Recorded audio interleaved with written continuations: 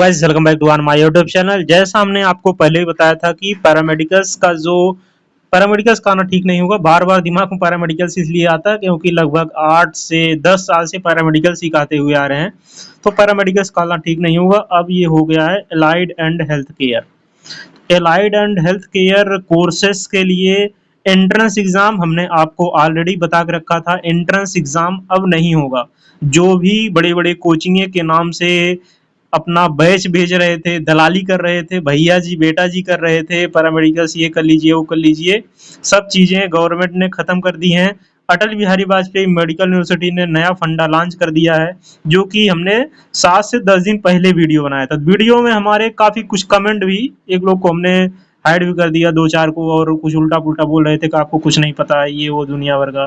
तो देखिए, जितना आप अभी पढ़ रहे होंगे उससे ज़्यादा हमारे पास एक्सपीरियंस है, तो जो बोले वो समझा करिए, थोड़ा आप माना करिए बात। ये बात नहीं है कि हवा हवाई में चीज़ें बोल रहे हैं। तो ये कोर्स है अंडर गवर्नमेंट सेक्टर के अंदर, प्राइवेट सेक्टर के अंदर। बीएमएलएस है, इसके बाद बीओटीटी, ये कोर्स है। ये दो कोर्स जो कि नीट यूजी के थ्रू होने वाले थे, इनका नीट यूजी के थ्रू एंट्रेंस एग्जाम गवर्नमेंट करवाने वाली थी। समस्या है कि अब नीट यूजी तो छोड़ो, अब इनका एंट्रेंस एग्जाम ही नहीं कंडक्ट करवा रही। कर रही कब, अगले साल से नीट के यूजी के थ्रू होगा। इस बार से कर दी थी, फिर कैंसिल कर दी नया नोटिस निकाल के एनकैप ने। तो ये अब किससे थ्रू होगा? अब मेरिट बेस पे होगा। हालत इतनी ज्यादा खराब है। मेरिट बेस से आप समझ सकते हैं मेरिट कितनी अच्छी होगी, और मेरिट उनकी अच्छी होगी जिनकी मेरिट अच्छी होगी। अब मेरिट किनकी अच्छी होगी ये चीजें आपको पता होंगी, इसमें सब कहने लायक नहीं है। अच्छी बात ये रही कि एंट्रेंस एग्जाम अब आपको नहीं देना पड़ेगा। घर बैठे आप जो है, जैसे स्टेट मेडिकल फैकल्टी का, इससे अच्छा डिप्लोमा कर लो।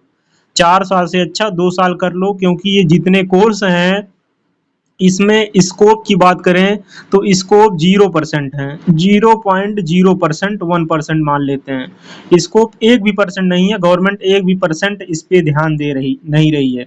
एक कोर्स है जिसको करने के बाद आप अपना क्लिनिक तौर पे ओपन कर सकते हैं। उस कोर्स के बारे में हम बात करें तो उस कोर्स का नाम है फिजियोथेरेपी, बैचलर ऑफ फिजियोथेरेपी, जो कि अब ये 5 साल का हो गया। बैचलर ऑफ फिजियोथेरेपी 4 साल का कोर्स नहीं है। यानी कि 5 साल कोर्स करने के बाद भी आप बेरोजगार रहेंगे अगर आप गवर्नमेंट की तरफ मुंह मोड़ते हैं। अगर आपके पास पैसा है अच्छा खासा, 4 से 5 लाख रुपए है, मिनिमम कम से कम 2.5 से 3 लाख रुपए लगेगा फिजियोथेरेपी सेंटर डालने में। अगर आप खुद का ओपन करना चाहते हैं, फिजियोथेरेपी सेंटर डालिए, लाखों में कमाइए, कई लाख कमाइए, कोई तुलना नहीं है। लेकिन ये सब करने के लिए आपके पास पहले से इनकम होनी चाहिए। प्राइवेट में हालत इतनी ज्यादा खराब है, 10,000 रुपए दे रहे हैं, कहीं पे 20,000 रुपए दे रहे हैं, 20,000 कहीं पे 25,000 दे रहे हैं, यानी कि 20-25,000 रुपए में आप निपट जाएंगे। विजिट वगैरह करने में तो गांड फट जाती है। तो ये चीजें रही। बाकी रजिस्ट्रेशन फॉर अवेलेबल कोर्स, ये देखिए रजिस्ट्रेशन वगैरह यहाँ से अवेलेबल है, ये चीज आप कर सकते हैं। कल से है, आज तो 1 तारीख है। इसके बाद 5 जून ये आप देख सकते हैं, ये चीजें हैं। टू बी अनाउंस मेरिट होगा, तो 12th की मेरिट के आधार पर होगा। हमने पहले बताया था इस बार से एंट्रेंस एग्जाम नहीं होगा, तो 12th की मेरिट पे आधार पर होगा। सबसे अच्छी बात बताएं क्या रही? सबसे अच्छी बात क्या रही कि आपके जो है यहाँ पे फीस लग रही है वो 750 रुपए मात्र लग रही है। तो 750 रुपए में आप निपट जाएंगे अगर आपकी मेरिट अच्छी है। अब मेरिट कितनी जाएगी? पहली बार एंट्रेंस एग्जाम में तो ये हो नहीं रहा। अब स्टेट मेडिकल फैकल्टी वाले सारे इसमें भरेंगे। स्टेट मेडिकल फैकल्टी वाले जितने डिप्लोमा और बैचलर करना चाहेंगे, क्योंकि बैचलर डिप्लोमा की फीस 43,000 43,000 है, और बैचलर की फीस 22,000 23,000 रुपए है। गवर्नमेंट की बात कर रहे हैं, प्राइवेट की बातें नहीं कर रहे हैं। तो ये चीजें रही, और यहाँ पे आप देखेंगे ये सब सिस्टम है। और सिस्टम कहाँ जा रहा है? रिजर्वेशन पॉलिसी की तरफ।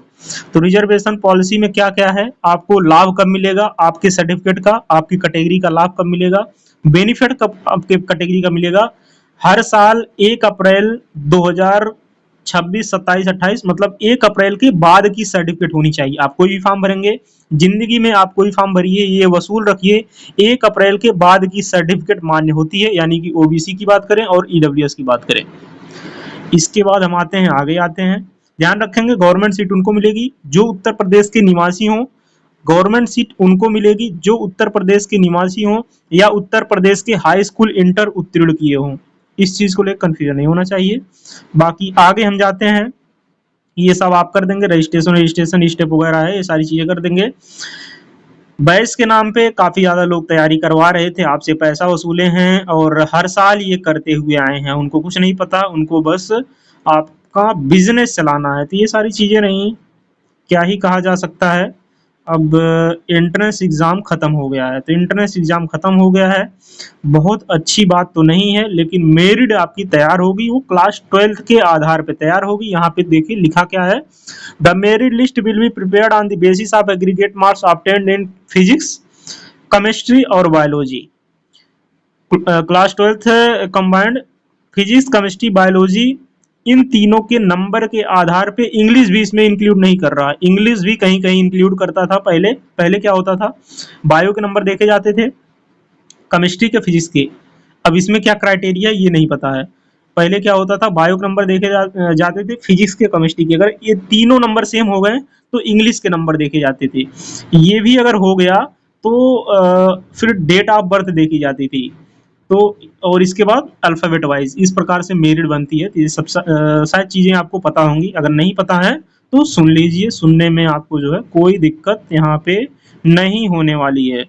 तो अटल बिहारी वाजपेयी की बात करें या बात करें उत्तर प्रदेश गवर्नमेंट की, क्योंकि अटल बिहारी वाजपेयी एक गवर्नमेंट यूनिवर्सिटी है, तो हम बात करेंगे उत्तर प्रदेश गवर्नमेंट की।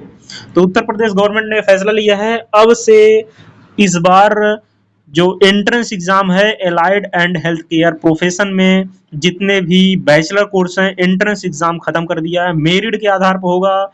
डिप्लोमा से भी 72 कोर्स हैं, अगर आपको एडमिशन लेना है ले सकते हैं। वैकेंसी अगर इसमें आती है तो वहाँ प्रॉपर डिप्लोमा मेंशन होता, हम आपको बताते हैं। एक्सरे यहाँ कहीं कोर्स होगा, बीआरआईटी। बीआरआईटी में सेंट्रल की वैकेंसी आप देख सकते हैं, स्टेट की वैकेंसी नहीं देख सकते हैं। स्टेट की वैकेंसी अगर आती है तो उसमें डिप्लोमा वाले यानी कि एक्सरे वाले पार्टिसिपेट ओनली कर सकते हैं। वैसे बात करें जो दूसरा कोर्स है वो एमएलएस है, एमएलटी है। एमएलएस में भी, एमएलटी में भी यही सिस्टम है, वैकेंसी अच्छी खासी आती भी है, तो उसमें बैचलर वाले नहीं भर सकते हैं, स्टेट में डिप्लोमा वाले भर सकते हैं। अभी तक ये सब नियम में चेंज नहीं किया गया है, नियमावली में वही चीजें हैं। ऐसे ही डी फार्मा की आपको पता होगा 563 वैकेंसी डी फार्मा की आई है, तो बैचलर वाले नहीं भर पा रहे हैं, डिप्लोमा वाले भर रहे हैं। तो ये समस्याएं हैं जो कि आने वाले समय में आपको देखने को आपके भी साथ मिलेंगी। हमारा हैंडल है इंस्टाग्राम, टेलीग्राम, व्हाट्सएप, इसको भी आप ज्वाइन कर सकते हैं, डिस्क्रिप्शन बॉक्स में। वीडियो को लाइक नहीं किए तो लाइक कर दें। जय हिंद।